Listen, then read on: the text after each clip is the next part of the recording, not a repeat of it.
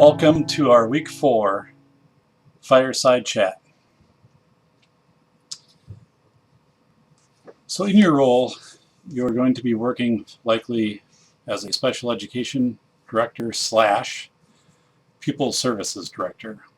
So pupil services will involve overseeing counseling and social work if your district has that. So a few things. One is to make sure with your counselors that you are aware of the requirements for the meetings that need to take place between the counselors and the students and the parents, and that those are being done and documented. And then also that your counselors are responding to kind of more in the moment needs of the district as far as putting together groups if there's bullying, addressing issues if there's like sexting going on, things like that. So you want to schedule regular meetings with your counselors as a group and kind of talk about some of the topics, some of the things that are going on, because they're going to be probably the most responsive as a group. Or if you have one counselor, that they're going to be able to jump in there and kind of address those social situations that are kind of going on throughout the whole school. So my reflective teaching annotation this week, I talk about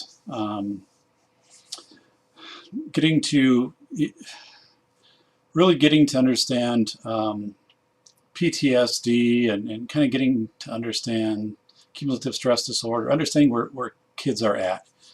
And here's what I think, or here's what I've seen happen. So counselors, social workers, school, pupil service teams, what they'll do is put together PBIS videos. Here's our expectations at school, and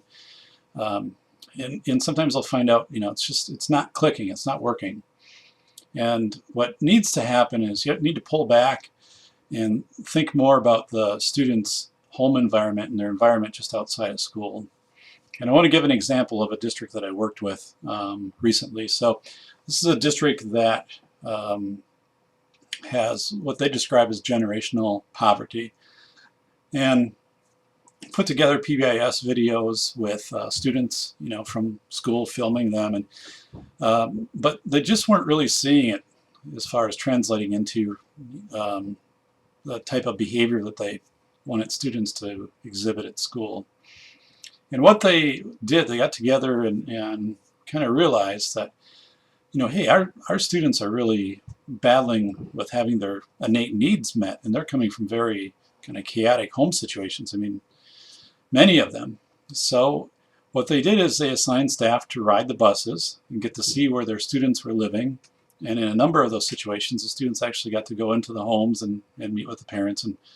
And some of these are actual stories, but some homes had livestock within the home, or a dirt floor, or things piled up so high on each side. And it's not a critique of parents and parenting. I mean, it could be a situation. This is all the resources that the parent has, or the family has. So in those situations, you're really looking at meeting innate needs first. And what that school district did, for example, is they found out that most of their kids coming to school at the elementary level didn't own toothbrushes. They weren't brushing their teeth. So they provided each child with a toothbrush and toothpaste, and every morning at school, the children brushed their teeth. And they framed it around, just demonstrating responsibility for healthy body, healthy mind. And then they started to take on, some other partnerships with the Lions Club and so forth, and making sure that, clothing was available for, students, and the community pantries, started to spring up. Love and logic classes. I mean, things that were also led by the community and led by organizations, just not by the school. And one of the big things that they had a turnout with was youth mental health first aid training. They invited parents. Typically, that's for staff, but they did offer it to parents, and a number of parents participated. Wanted to know more about how they could work effectively with their child at home. So in that case, once the innate needs of the children were being met, of course, then you could move on to working with the PBIS videos on expectations for, how to walk down the hallways and behave in class and so forth. But again, it's one of these Ruby Payne type moments as a pupil services director where it's a realization of, for some kids when they come home, they don't know if the home will be there tonight or if they'll be evicted or somewhere else. Or, it could be some very complicated dynamics within the family. Could just be bare necessities. And even, students who have, families have the resources. You also have situations, where there could be, drugs involved, or there could be, other strange, family dynamics that are playing out, and, families splitting up and so forth. So it's hard, it's impossible to understand what happens outside of the school doors. So it's taking the time with staff to get to understand and have a comprehension of that, and making sure that you have systems in place, working with the community, but not taking that on your all upon your shoulders, but knowing the community players and that you have a way to meet innate needs. So a couple things. One is in schools we're seeing a lot of things that we haven't seen before, like kids diagnosed with post-traumatic stress disorder, cumulative stress disorder, anxiety, depression, bipolar. Really this wasn't common even 10 years ago. And we don't have the staff professional development yet that has kept up with that. It's kind of like when autism was really rocketing, back around 15 years ago, and a number of staff hadn't been trained in autism.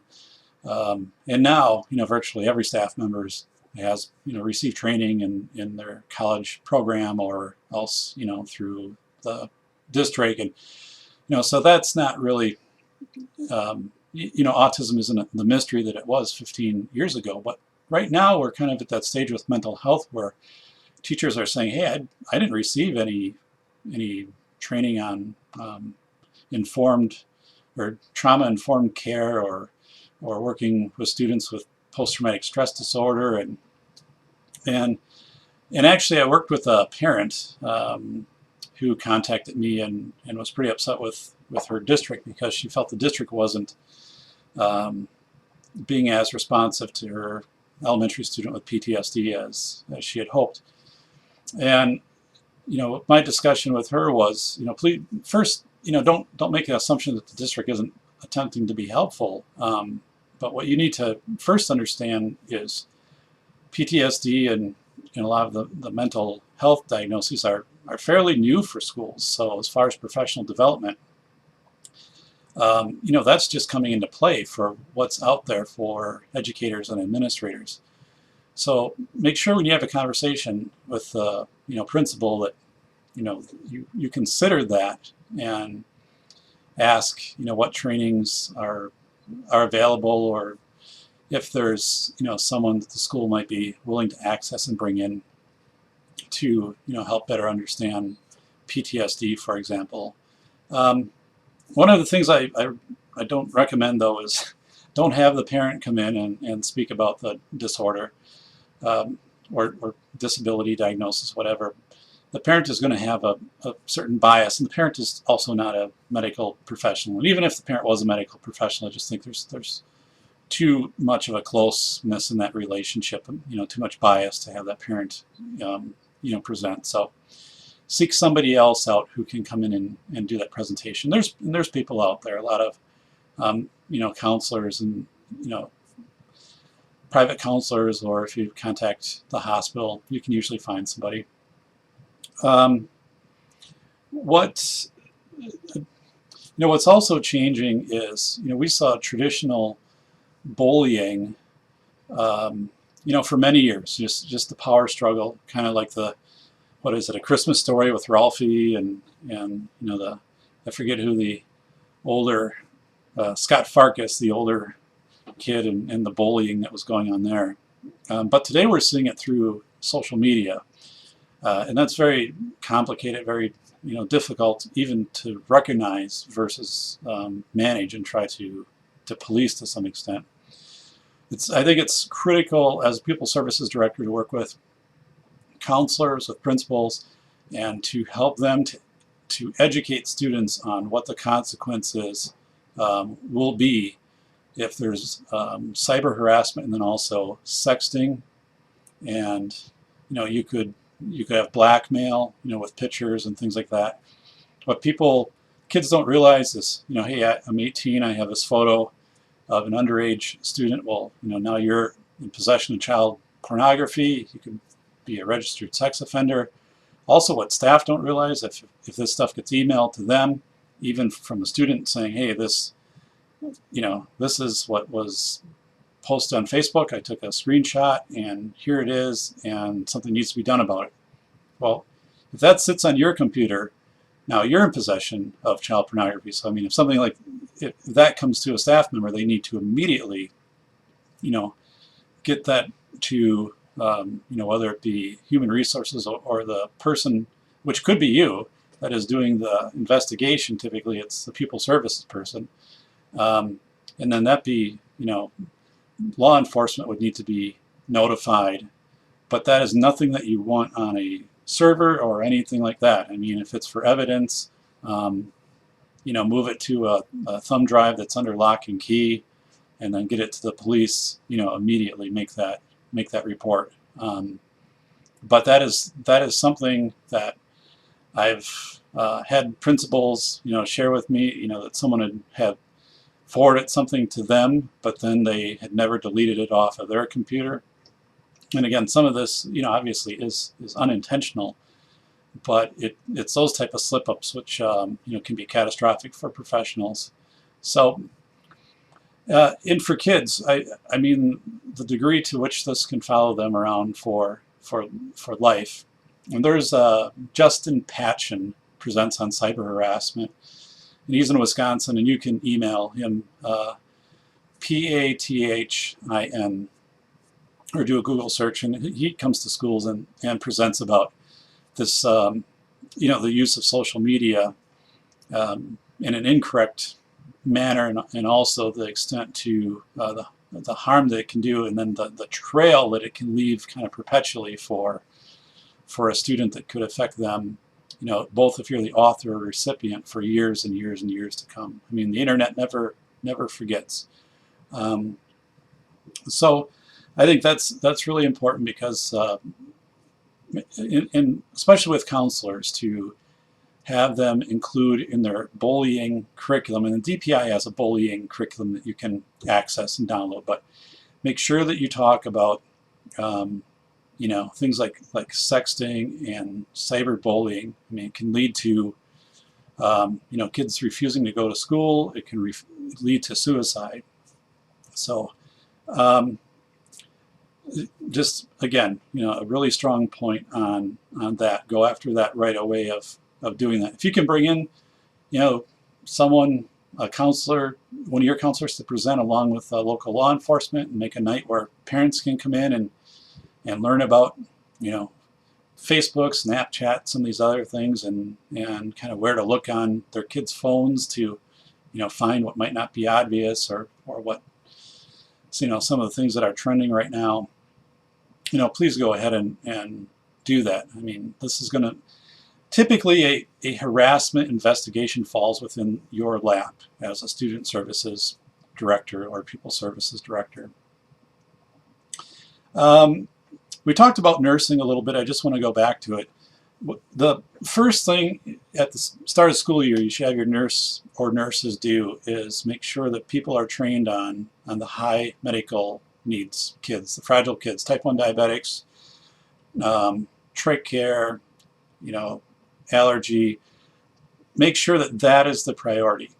and then, whatever follows after that. But make sure that you clear the way and pave the way, and work with your principals too, and say, this is where our nurses are going to be putting in their time. And I mean, you might even want to bring in a sub nurse, for the first week or two of school to, kind of be stationed in the nurse area, to tend to kids coming in and out while the other nurse or nurses do the training. But you don't want to all of a sudden, find out it's October 5th and you haven't gotten around to training the staff that work with Carol, and Carol is a type 1 diabetic. So that, you need to champion that as a director, that needs to be the priority. And if your nurses get any heat on that, you need to take that on. So the DPI has a wonderful suicide prevention program. It's been around for a number of years, and they just continue to enhance it, make it better.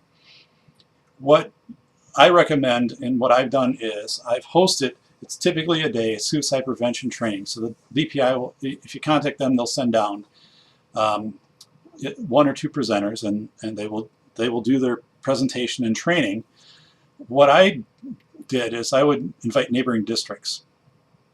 And the reason I did that was because if we had something that was going to happen that involved me contacting for additional support, a neighboring district to send over a counselor or two, I wanted those folks to already have worked with my team and to kind of, know maybe our facility a little bit, or just, I think to have that relationship built ahead of time and have them go through a training together and some activities really does a lot when you actually get to a situation where you need to bring in, bring them in.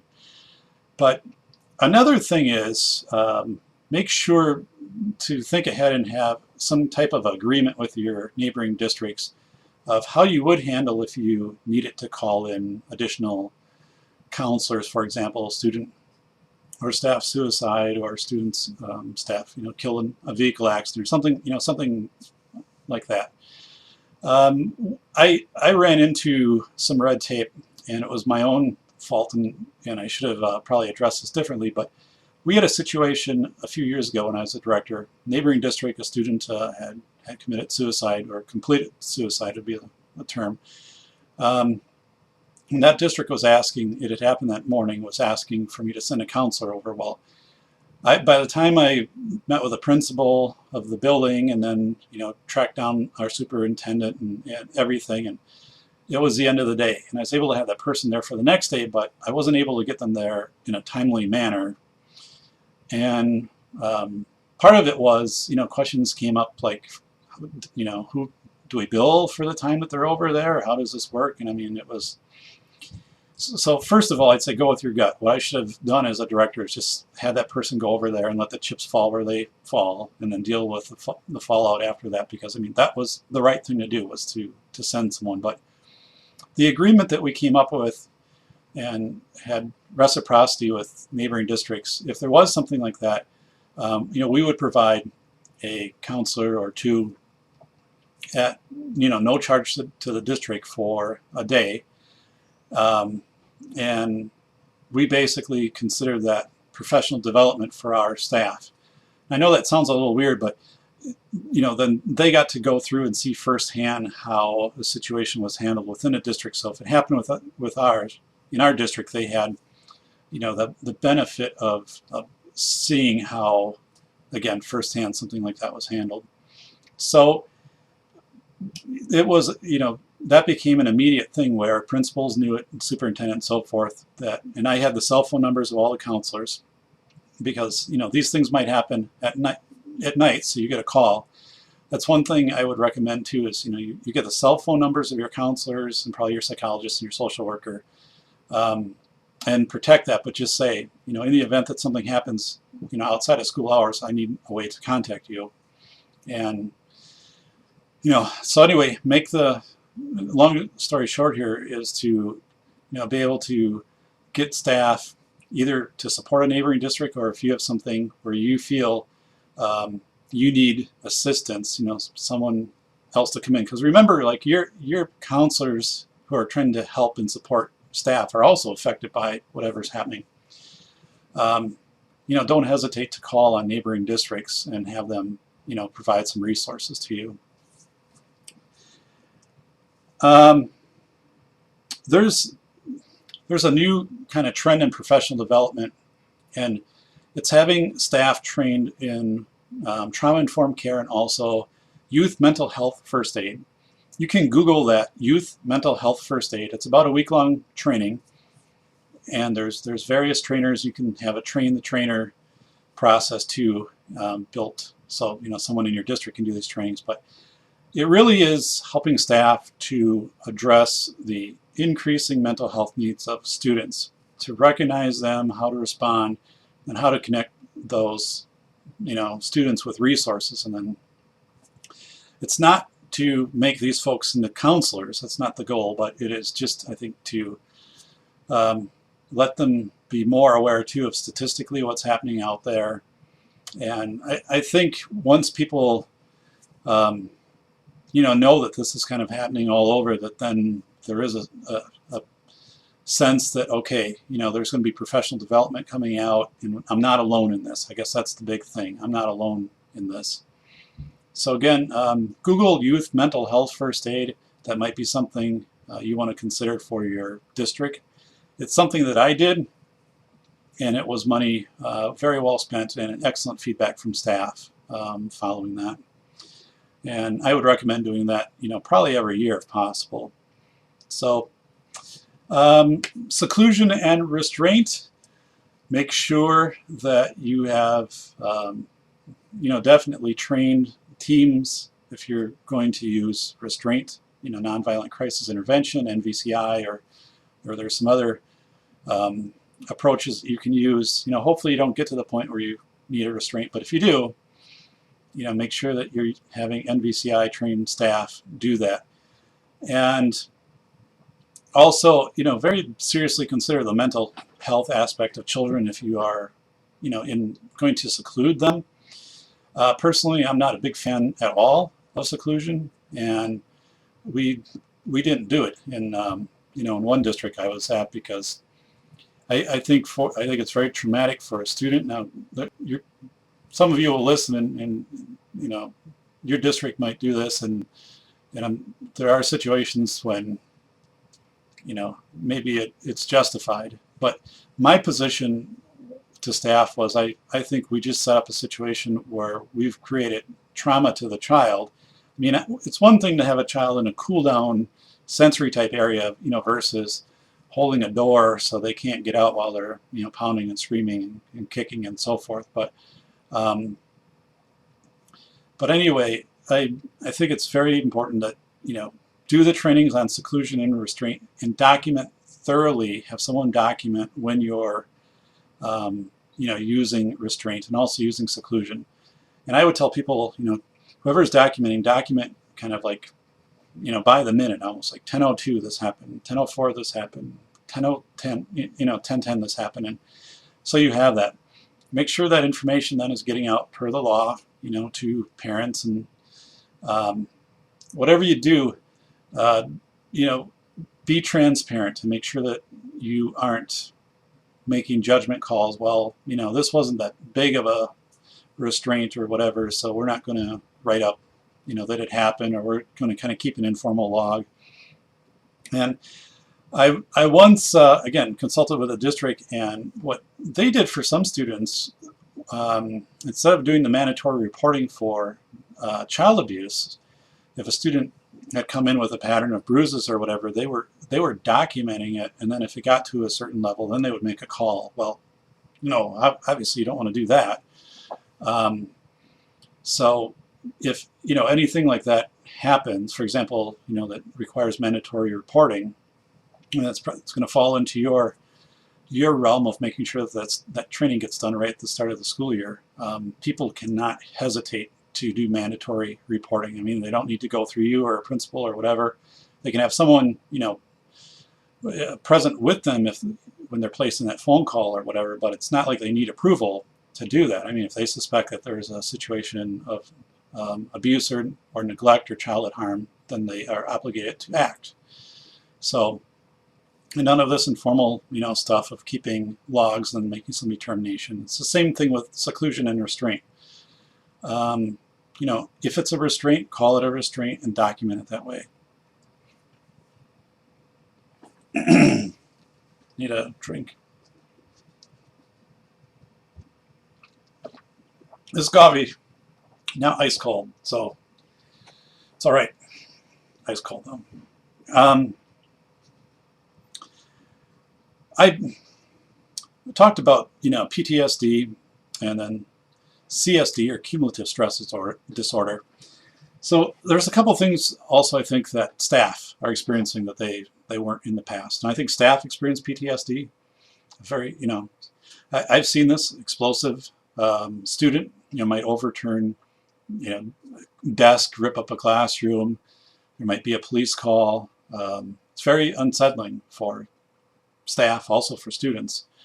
And there's also cumulative stress disorder. So in a student, cumulative stress disorder might be every night you come home, you're not sure if that's going to be your home or not, or if you're going to be evicted, have to stay at a neighbor's, or stay at a relative. So that's cumulative. That just keeps building over time. Post-traumatic stress, is kind of related to one event, like being in Manhattan on 9/11. So, but one of the things I think that we don't do a good job of is making sure that our staff are okay. And as a student services director, you're responsible to the students. I believe you're also responsible to the staff. And if there is a sentinel event, okay, some people will define sentinel event as, well, if there's a school shooting, that's a sentinel event, or, a stabbing, or, whatever. Well, yeah, I mean, those are sentinel events. But typically in schools, today, there might be 2-3 times a year when something significant happens, like I described, and that's an authentic scenario that I experienced. It was an elementary student, I believe 3rd grade, had pretty much ripped up a room and was swearing and did a significant amount of damage, and ripped up work that other students had done. They had been even moved out of that room into another room, and police were there, tried to de-escalate the student verbally, and then the student was breaking glass again, and they needed, for the safety of the student, to then restrain that student. And that was very awkward too, because the mother and grandmother arrived. So the mother was screaming that, oh, you can't restrain the child. Well, yes, first of all, as a school we can, and second, the police have the right to do that.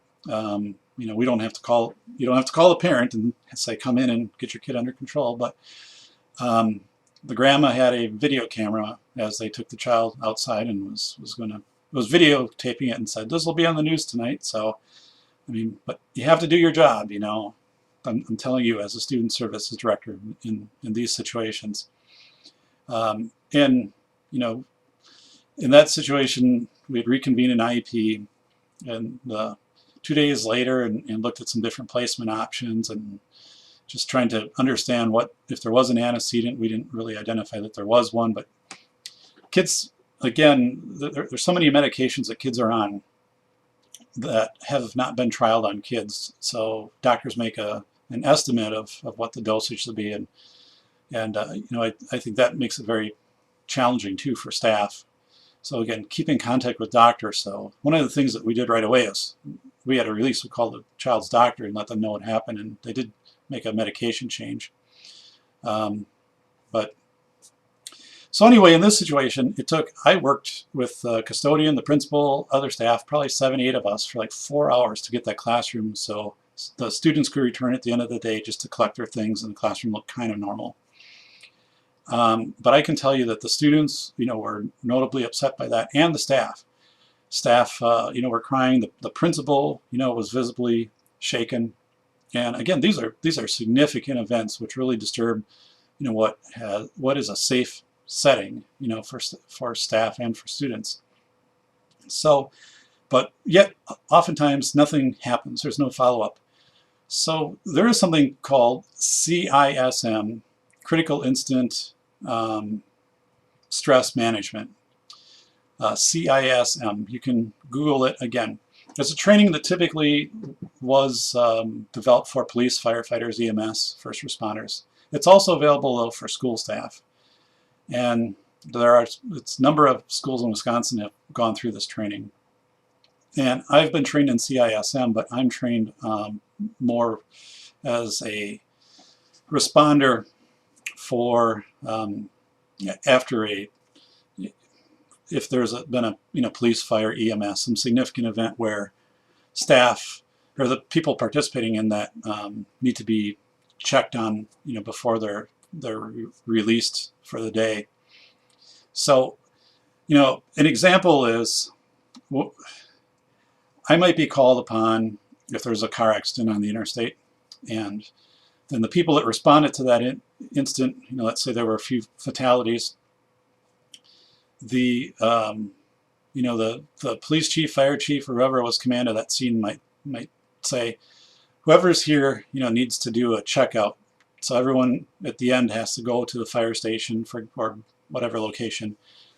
And then one of the CISM debriefers, or not really debriefers, sorry, that's not the term, but trainers, which, I am, I've been trained in it. You go through usually with somebody else, working with you. You ask, what was your role? How are you feeling? And what are you going to do tonight? Just check if people are okay. You're not there to debrief on the instant at all. So in this case of the student, what should have happened at the end of the day is either I should have, but I was closely involved in this too, or HR or superintendent or somewhere, or even a principal at a different building should have come over and done probably a 15-minute check-in with the staff that were directly involved. I say directly involved, meaning you don't get the entire school together necessarily and talk about what happened. But you're talking about people who are directly affected, like the classroom teacher, the receiving teacher, maybe the people who are on the nonviolent team. But if there's someone on the other end of the building, and of course, there's some debriefing that needs to go out to staff and to parents, but that person isn't going to be as directly affected as the people who were right there. And it's getting those people together in a classroom and sitting down and saying, exactly what I said. But again, go through CISM training as a student services director.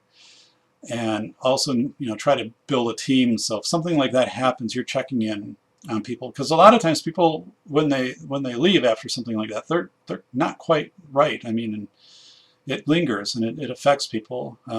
Even for myself as a director, I mean, there were a number of nights I'd come home, or I'd drive home, and after something that was that traumatic and that involved, and it would be hard to kind of refocus and to bring myself down.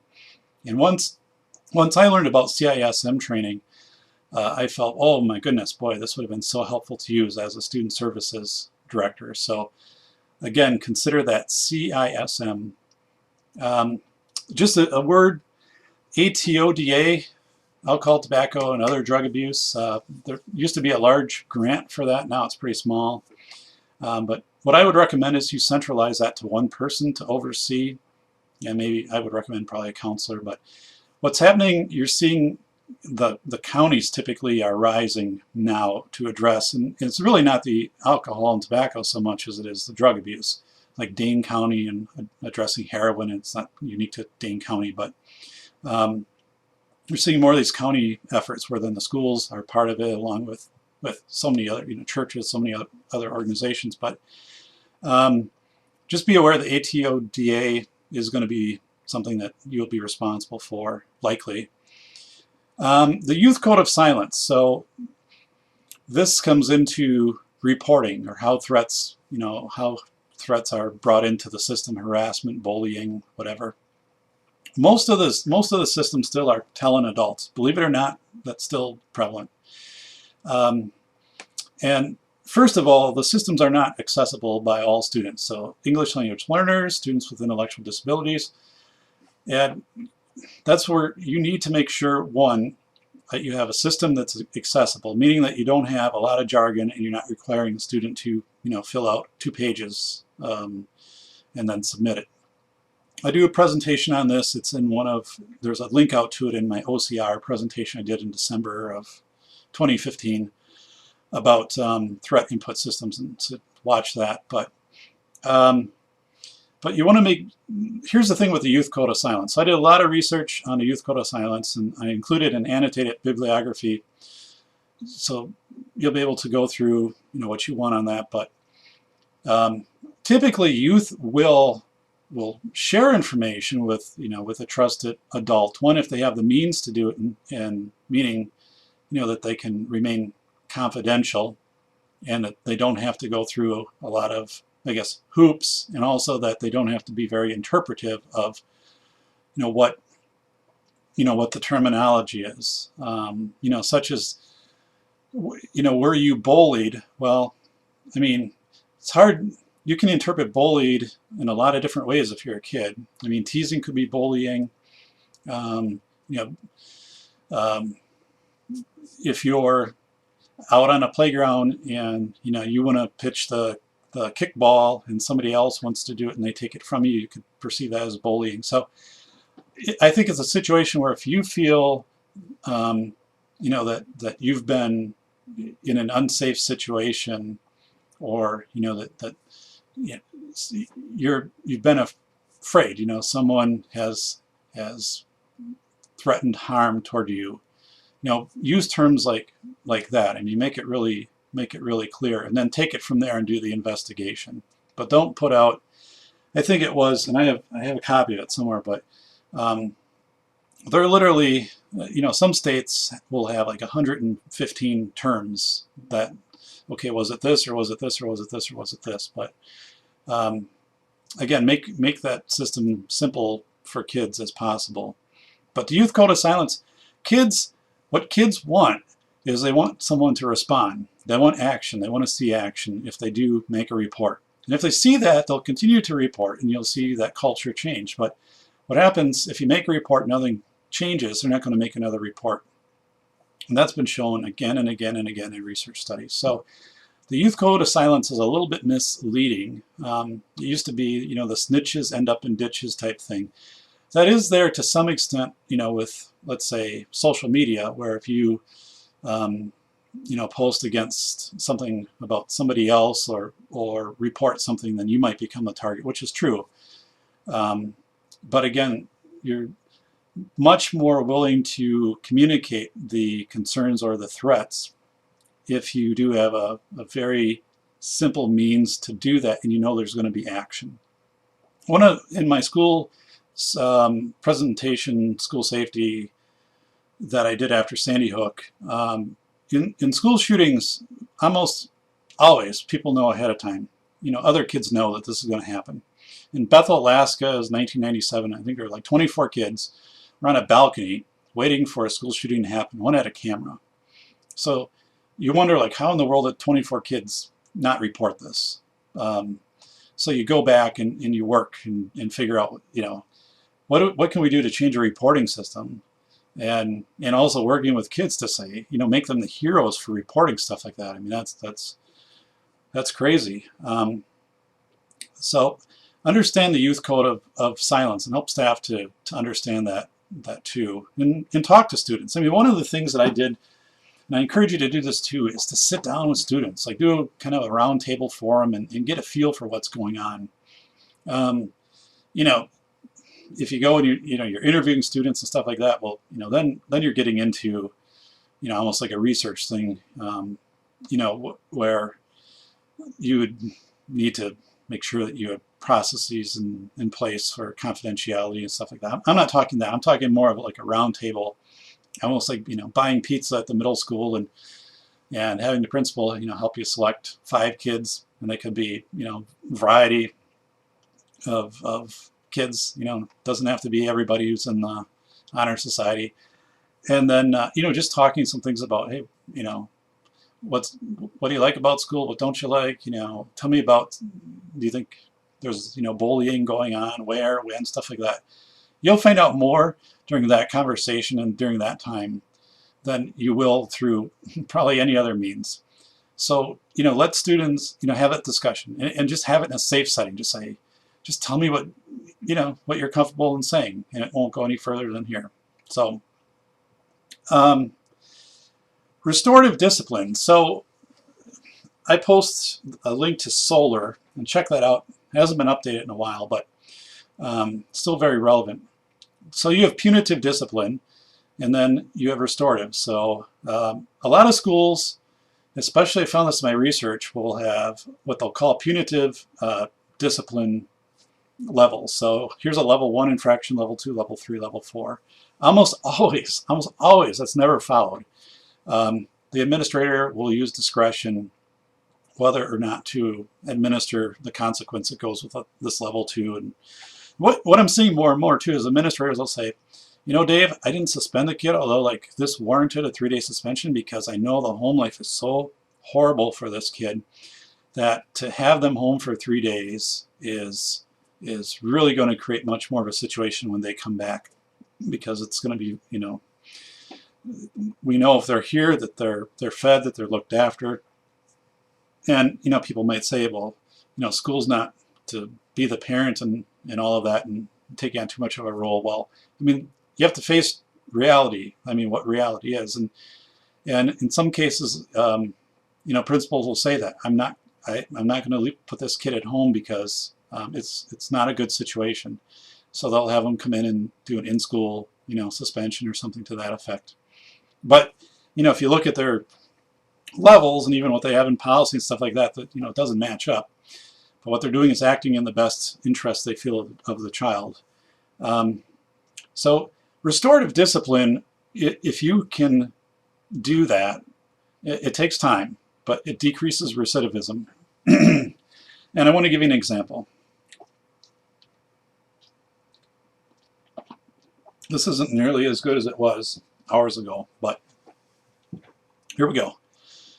At a middle school, middle schoolers vandalized 3 boys vandalized a bathroom, damaged the towel dispenser, damaged some ceiling tiles, some other things. So they were caught. They confessed to it. Had met with the principal, and the principal was big into restorative justice, restorative practices, and but what the principal did was to give the kids an option. You can have a punitive consequence or restorative, and then would offer a few options for restorative, or the student could come up with their own option, and principal have to agree to it. But in this case, the students did a restorative project. They met with the custodians and interviewed the custodians and learned just how hard it was to replace a dispenser that had been ripped off a wall and the time it took. And then also, the other things that custodians have to do that got put on the back burner. And so the custodians, first of all, they appreciated this. They were really willing to talk to the kids, even though the kids had created this havoc for them. This really meant a lot because, oftentimes there isn't any attempt to, to kind of mend those relationships. So the kids then put together a presentation, showed it to the principal, and then gave it to a younger grade level, not their own grade level. But it basically was, they talked about, okay, here's the respect we need to show for the bathrooms. And these students also were a part of a restorative circle, with their class, where their classmates would say, I'd really, first of all, we couldn't use that bathroom. I'd use one at the other end of the hallway. And then, it was just an unsafe, kind of a weird feeling because, when you don't want your school to be vandalized, it's like a violation. And also like, you're my friends, and when this happens, then I guess, I worry, is something else going to happen? And so, kids will talk about that, and you can start to mend those relationships. Parents usually are advocates for restorative discipline too. Anyway, these kids gave a presentation to younger kids, turned out great. These kids then, the kids that had committed the offense, had mended relationships, had also done public service, and that was much more productive than saying you're out for 3 days. So just restorative discipline. And right now, everything seems to be bullying that gets reported, so I think it's important to educate students, staff, and parents what is bullying, what is not, such as friendly teasing. If I have on, my Vikings jersey and they lost a game and I'm getting teased for it, I'm not necessarily being bullied. But everything kind of gets put into that filter. So we want to be careful with the language that we use with parents and that the teachers use. But again, if there's a feeling that you're being threatened or something like that as a student, yes. I mean, that definitely, falls into that imbalance of power and bullying. The 2009 CDC School Connectedness Report, if you don't have it, download it, type it in, 2009 plus CDC plus School Connectedness.